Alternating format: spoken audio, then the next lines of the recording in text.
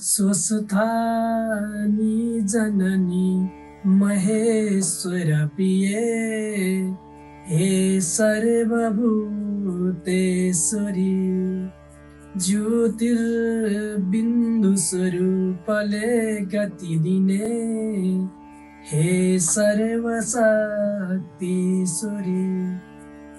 यस्तो शक्ति ममा दिनोस् हजुरले सत्कर्म के हो चिनो इच्छा पुष्प नै चढाउँछु मुमा वात्सल्य वर्षाउनु। श्री गणेशाय नमः। श्री स्वस्थानी देव्यै नमः। अत अष्टादशो अध्यायः। कुमारजी आज्ञा गर्नुहुन्छ, हे अगस्त्य मुनि, त्यसपछिको कुरा हो। श्री महादेवले जालन्धरसँग युद्ध गर्न लाग्नुभयो। वृन्दाको पतिव्रता धर्म विष्णुले नष्ट गरिसकेको हुनाले जालन्धर बलहीन हुँदै जान थाल्यो। यसरी जालन्धरलाई कमजोर हुँदै गएको थाहा पाएर अब त विष्णुले वृन्दाको सत्य डगाइसक्नु भएछ भन्ने बुझी आफ्ना हातमा रहेको त्रिशूलले जालन्धरलाई ताकेर प्रहार गर्नुभयो। त्रिशूलको वेदना खप्न नसकी जालन्धर तत्काल मरेर आफ्नो लोक अन्तपुरको चोक बीचमा ठुलो आवाज गरी ढल्यो। त्यो आवाज सुनेर वृन्दाले के को आवाज आयो भनी हेर्न जाँदा आफ्नो स्वामी जालन्धर मरेको देखिन्। यस्तो देखि अनेक तरहसँग विलाप गर्न लागिन्। हे स्वामी, यस्तो अवस्थामा मलाई एक्लै छोडी कहाँ जानुभयो? पापिष्ट विष्णुले छल गर्दा आज तपाईको यो अवस्था भयो। तपाई बिना मेरो यो प्राण कसो गरी राखौँला? तपाई जहाँ जानुभयो म पनि उही जान्छु। यति भन्दै विलाप गर्दै केश फिंजाई विष्णुको मुखमा हेरेर वृन्दाले भन्न लागिन्, हे विष्णु, तिमीले छल गर्दा आज मेरा स्वामीको यो अवस्था भयो। अब म तिमीलाई श्राप दिन्छु। तिमीले झार हुनु परोस्, घाँस हुनु परोस्, कल्पवृक्ष भई रहनु परोस्, ढुङ्गा भई रहनु परोस्। यति 4 थोक तिमीलाई मैले श्राप दिएँ। वृन्दाले विष्णुलाई यसरी श्राप दिई जालन्धरसँग सती गइन् र पतिको मृतदेहसँगै आफ्नो प्राण छोडिन्। हे अगस्त्य मुनि, पतिव्रताले श्राप गरेका हुनाले त्यो श्राप विष्णुले पनि टार्न सक्नु भएन। त्यसैले झार हुनु परोस् भनेकोमा तुलसी हुनु पर्यो, घाँस हुनु परोस् भनेको हुनाले कुश हुनु पर्यो, वृक्ष हुनु परोस् भनेको हुनाले पिपलको रुख हुनु पर्यो र ढुङ्गा हुनु परोस् भनेको हुनाले शालिग्राम शिला भई रहनु पर्यो। त्यसैले हे अगस्त्य मुनि, पतिव्रता धर्म भनेको ठुलो धर्म हो। यसको महिमा वर्णन गरेर साध्य छैन। विष्णुले वृन्दाबाट श्राप पाएर श्री महादेवसँग गई सबै वृत्तान्त भन्नुभयो। त्यसपछि अब वृन्दाको श्राप मोक्ष गर्न जान्छु भनी विदा भई तुलसी, कुश, पिपल, शालिग्राम भई रहनुभयो।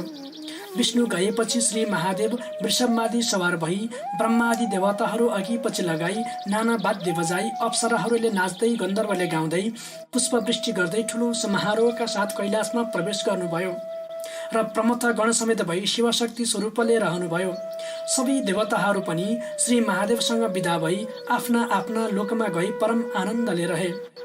हे अगस्त्य मुनि, यति स्वर्गका घटनाहरू वर्णन गरे। अब म पातालका कुरा पनि बताउँछु। तपाईँ एकचित्त भई सुन्नुहोस्। एक समयमा अस्वस्थमा ऋषि श्री पार्वतीका आज्ञाले श्री स्वस्थानी परमेश्वरीको व्रतबारे प्रचार प्रसार गर्न भनी रसातलमा पुगे। त्यो स्थान सयौं सूर्यका तेज जस्ता जाजल्यमान तेज भएको शेषनाग, तक्षक नाग, कर्कोटक नाग, पद्मनाग, शङ्खपाल नाग, कोलिक नाग, वरुण नागले शोभायमान भएको थियो। नागिनीहरू पनि हीरा, मोती, माणिक इत्यादिले अलङ्कृत भएका र उत्तम उत्तम वस्त्र पहिरी उभन्दा उराम्री भई बसेका थिए। यस्तो पुरीमा अस्वस्थमा पुगे। अस्वस्थमाले शेषनागका घरमा गई भने, हे शेषनाग, श्री पार्वतीका आज्ञाले श्री स्वस्थानी परमेश्वरीको व्रत गराई जो दुखी छन्, जो दरिद्र छन्, तिनीहरूको उद्धार गर्न भनी म यहाँ आएको हुँ। यहाँ कोही दुखी छन् कि बताउनुहोस्।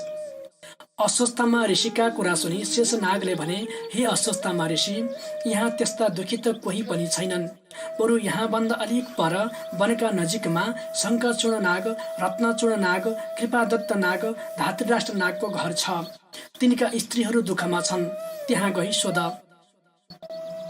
शेषनागको वचन सुनि अस्वस्थमा ऋषि त्यहाँबाट उठेर नागिनीहरू भएका ठाउँतिर गए। त्यहाँ शङ्खचूर्ण नागकी स्त्री हिरावती, रत्नचूर्ण नागकी स्त्री रत्नावती, कृपादत्त नागकी स्त्री मृगावती आदि थिए। त्यस स्थानमा नाग र नागिनीहरू ठुलो प्रीतिले रहँदा पनि अत्यन्त दुःख पाएका थिए। उनीहरूका श्रीमान धन सम्पत्ति कमाउनका लागि परदेश गएका थिए। उनीहरू घर छोडी गएको पनि 12 वर्ष बितेको थियो।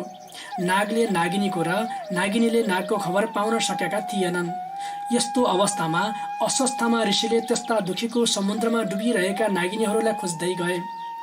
अस्वस्थमा वनमा होहल्ला गर्दै जाँदा नागिनीहरूले सुनेर को हल्ला गर्छ भनी गुफादेखि बाहिर निस्केर हेरे। उनीहरूले अस्वस्थमा ऋषिलाई देखेपछि होहल्ला गर्दै आउनुभएको कारण सोधे। हे अस्वस्थमा ऋषि, आज हाम्रा घरमा के कामले आउनुभयो? अस्वस्थमा ऋषिले उत्तर दिए, हे नागिनी हो, पार्वतीका आज्ञाले श्री स्वस्थानी परमेश्वरीको व्रत गराई जो दुखी छन्, जो दरिद्र छन्, जसका पुरुष छैनन्, जसका स्त्री छैनन्, तिनीहरूलाई उद्धार गर्न भनी म यहाँ आएको हुँ।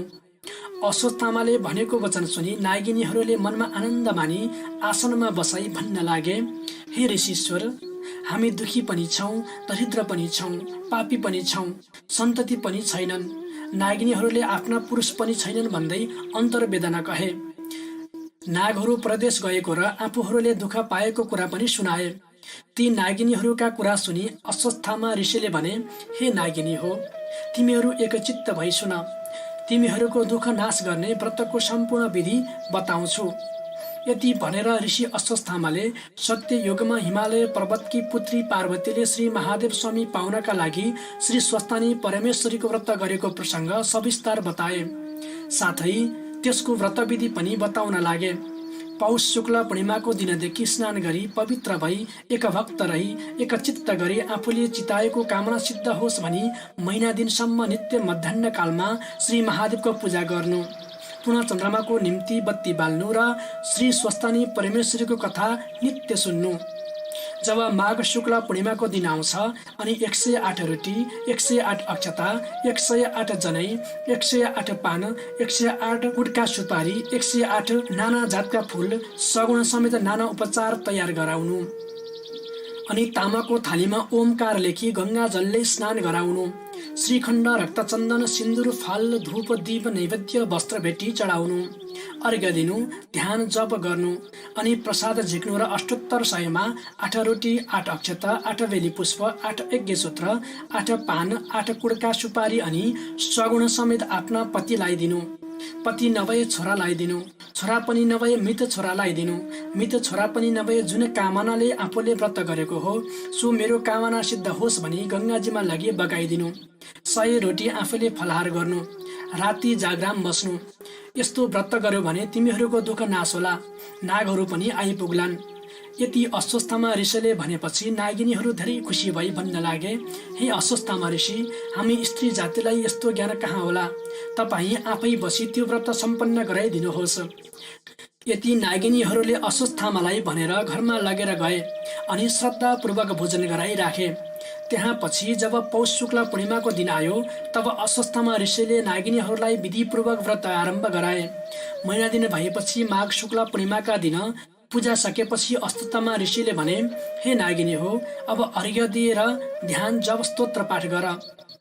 अश्वत्थामाले भनेपछि नागिनीहरूले अर्घ्य दिई अञ्जली बाँधी प्रार्थना गर्दै भने, हे ईश्वरी, हामी पापिनीहरूको पूजादेखि प्रसन्न भई यस दुःखका समुद्रदेखि पार गर्नुहोस्।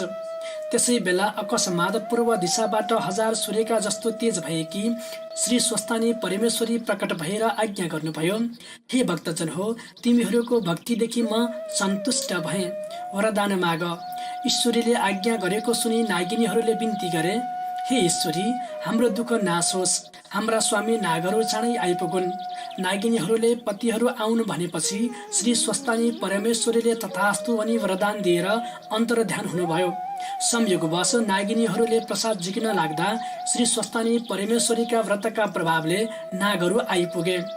व्रतको यस्तो शक्ति देखेर नागिनीहरूले मनमा अति आनन्द मानी धन्य धन्य श्री स्वस्थानी परमेश्वरी भन्दै प्रसादका 8 अक्षता, 8 रोटी, 8 बेली पुष्प, 8 यज्ञसूत्र, 8 पान, 8 कुडका सुपारी सगुण समेत आफ्ना आफ्ना स्वामीलाई दिएर प्रणाम गरे।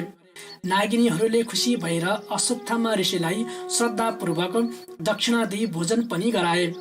त्यसपछि अश्वत्थामा ऋषि नाग र नागिनीहरूसित विदा भए। नाग र नागिनीहरू पनि आफ्ना आफ्ना आश्रममा गई त्यस दिनदेखि धेरै सम्पत्ति पाई परम आनन्दले रहे।